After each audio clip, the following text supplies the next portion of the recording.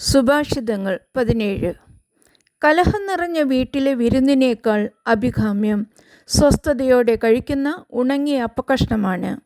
ബുദ്ധിമാനായ അടിമ ലജ്ജാവഹമായി പ്രവർത്തിക്കുന്ന യജമാനപുത്രൻ്റെ മേൽ ഭരണം നടത്തും. അവൻ പുത്രന്മാർക്കൊപ്പം കുടുംബസ്വത്തിന് അവകാശിയുമാകും. മൂശയിൽ വെള്ളിയും ഉലയിൽ സ്വർണവും ശോധന ചെയ്യപ്പെടുന്നു. ഹൃദയങ്ങളെ പരിശോധിക്കുന്നത് കർത്താവാണ്. ദുഷ്ടൻ ദുർവചസ്സുകൾ ശ്രദ്ധിക്കുന്നു. നുണയൻ അപവാദത്തിന് ചെവി കൊടുക്കുന്നു. ദരിദ്രരെ പരിഹസിക്കുന്നവൻ സൃഷ്ടാവിനെ നിന്ദിക്കുന്നു. മറ്റുള്ളവരുടെ അത്യാഹിതത്തിൽ സന്തോഷിക്കുന്നവൻ ശിക്ഷിക്കപ്പെടാതിരിക്കയില്ല.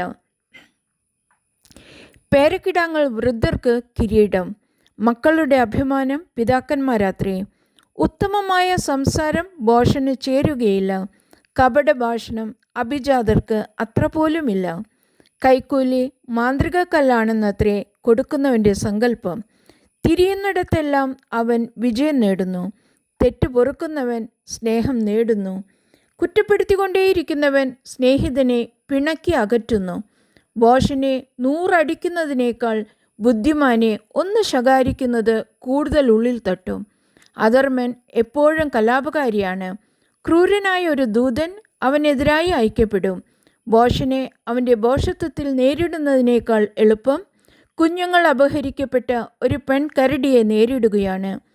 ഉപകാരത്തിന് പകരം അപകാരം ചെയ്യുന്നവൻ്റെ ഭവനത്തിൽ നിന്ന് തിന്മ വിട്ടകലുകയില്ല. കലഹത്തിൻ്റെ ആരംഭം അണ പൊട്ടുന്നത് പോലെയാണ്. കലഹം തുടങ്ങുന്നതിന് മുൻപ് തന്നെ അത് ഒഴിവാക്കിക്കൊള്ളുക. ദുഷ്ടരുടെ പ്രവൃത്തികളെ ന്യായീകരിക്കുന്നവനും നീതിമാന്മാരിൽ കുറ്റം ചുമത്തുന്നവനും ഒന്നുപോലെ കർത്താവിനെ വെറുപ്പിക്കുന്നു. ഭോഷന് ധനമുണ്ടായിട്ട് എന്ത് പ്രയോജനം? അവന് ജ്ഞാനം വിലയ്ക്ക് വാങ്ങാൻ കഴിയുമോ? മിത്രം എപ്പോഴും മിത്രം തന്നെ.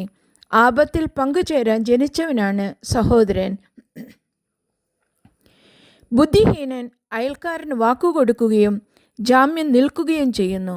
നിയമനിഷേധകൻ കലഹപ്രിയനാണ്. വാതിൽ ഉയർത്തിപ്പണിയുന്നവൻ നാശം ക്ഷണിച്ചു വരുത്തുന്നു. കുടിലമാനസൻ ഐശ്വര്യം പ്രാപിക്കുകയില്ല. വികടഭാഷണം നടത്തുന്നവൻ ആപത്തിൽ പതിക്കുന്നു. വിഡ്ഢിയായ പുത്രൻ പിതാവിൻ്റെ ദുഃഖമാണ്. ഭോഷൻ്റെ പിതാവിന് ഒരിക്കലും സന്തോഷമില്ല. സന്തുഷ്ട ഹൃദയം ആരോഗ്യദായകമാണ്. തളർന്ന മനസ്സ് ആരോഗ്യം കെടുത്തുന്നു.